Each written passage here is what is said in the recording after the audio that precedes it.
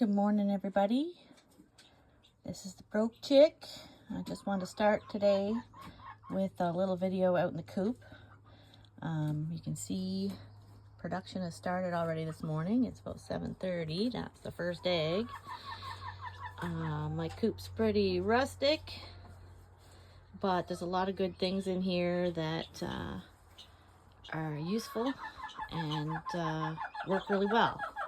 So this isn't all on me. I had some help when we set this up. You can see the metal walls were done by my ex-husband's grandfather. He put that all up.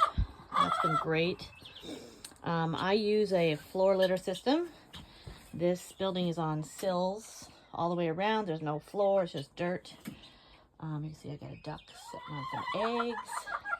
I'm going to show you how the equipment in the coop works. And maybe you'll find things that are helpful if you're setting up your own coop. So the first thing I want to show you is these roosting bars. So this is such an ingenious system. It's an old-fashioned system, but it works. So you see there's these beams that come down on either side of the wall. They just have some lats that are nailed in. And the poles are birch poles that I cut. Every year I cut in the fall some new poles. And you see they're just sitting in there. I try to get a bit of a friction fit. You can hear that rubbing on the wall. Yeah, girls. Get out, get out. But this makes for easy replacement. It's very secure. The birds love it. You can tell these aren't big, huge logs. I can put my fingers around almost all the way. But once they're in place, they're secure. The weight of the birds, when they're on them, holds them in place. Once in a while, there's something will happen out here. Someone will knock the poles down. I have room for 4 poles there. But, okay, girls, you can move along. Move along. So these girls are waiting for nest boxes. Just going to move them along because it's a little bit noisy. So that duck chose a corner spot to have her eggs. There's the guineas. See the guineas defending her? They know she's sitting on eggs, and they got in there because they thought I was going over. Just instinct. So these are pallets that I'm using as walls. They're holding the dirty litter back. So the coop is basically divided in half. The back half is the sleeping area. These pallets also act as roosts because some of the hens will sit up there.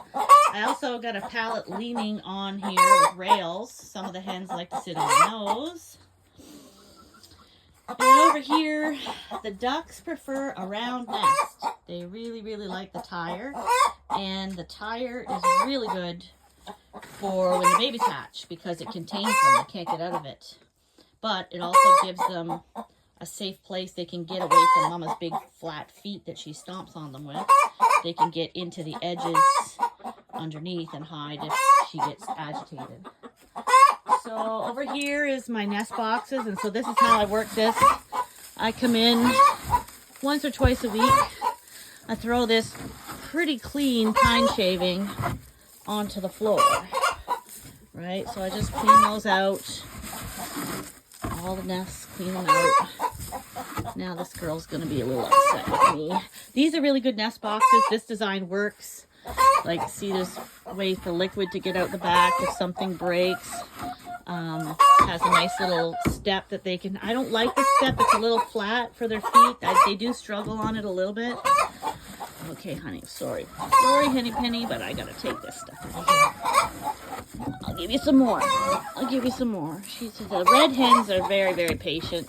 They're very, very good with people. If you're a first-time chicken owner, go for the reds. They have the best disposition. Now, these are milk crates that I got through my grocery order. So the important thing to know about the milk crates is you can't just use the milk crate. I'll show you. I'm going to dump this over here. So what you can see here, I have a piece of rubber mat, and what I can do with that. This stuff is really good. I like this stuff. It's like a fabricy mesh on one side, but it's really good support. I just cut them to fit. They're just from the dollar store or something. Gonna dig this out a little bit here. You can't see it, but there's a board here.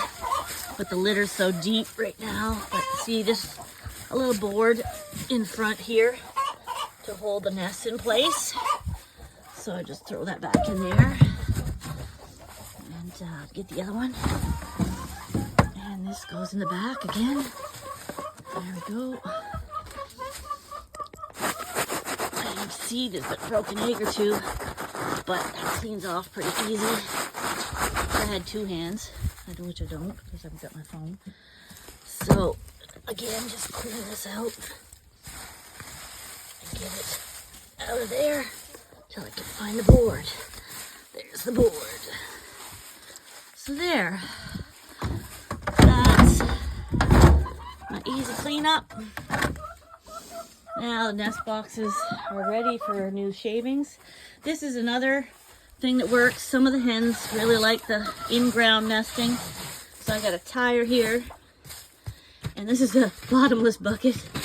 Reuse everything I can. So this is good. It contains the shavings. Makes it easier to clean out. And, oh, somebody got a piece of bread in there.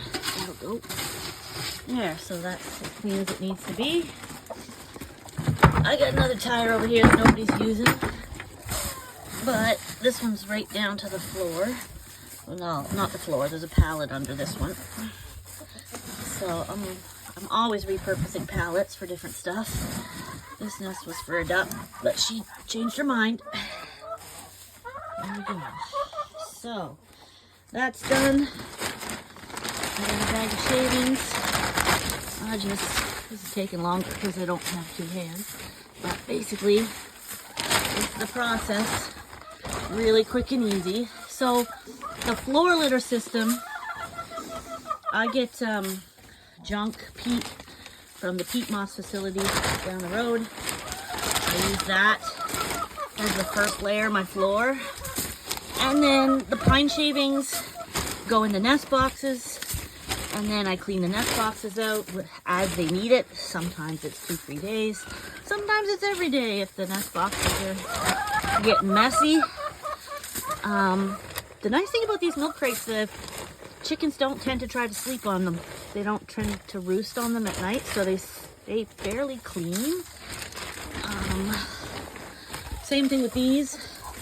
I think the plastic floor they don't really like. So I kind of tend to overfill these. The red hens tend to scratch and they kick a lot out, which just goes onto the floor and keeps the smell down, keeps it clean. Alright.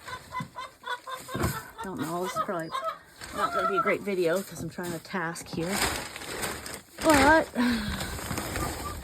let's see, this bag's almost done. I go through about 2 bags a month. And like I said, this what comes out of the nest boxes becomes the floor litter.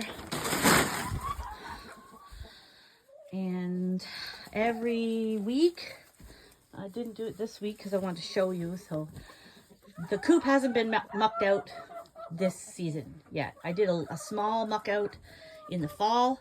You can see the trap at the back. The trap is at the back there. I have a clean out. And I just get in there with the pitchfork and a shovel and chuck it all outside. So then it goes directly to the garden. The front here, I usually throw to the back. So I'm kind of recycling the shavings, basically. So first they come out of the nest boxes and the shavings is on the floor. It keeps this area clean, which keeps the eggs clean. So you can see that egg, super clean, you know, okay? But then I come in at least once a week and I chuck all this to the back. And then I'm down to dirt floor again, and then shavings on top. So for food, I'm using some just dollar store window box as a trough. You can see I use red for food. I use blue or black for water, depending on what's available. You can see I had some treats here. These corn cobs are gonna have to go out with the compost now. So I'm gonna get that out of there. And we'll just end with this little guy. Hey, buddy. You got a little dirty. All right, well, that's it for Broke Chick this morning. I got a ton of chores to do, and I need to get out of here so these ladies can do their jobs. All right, so please like, comment if you have questions. I'll gladly answer them. Lots to learn in a chicken coop. And anyway, have a great day.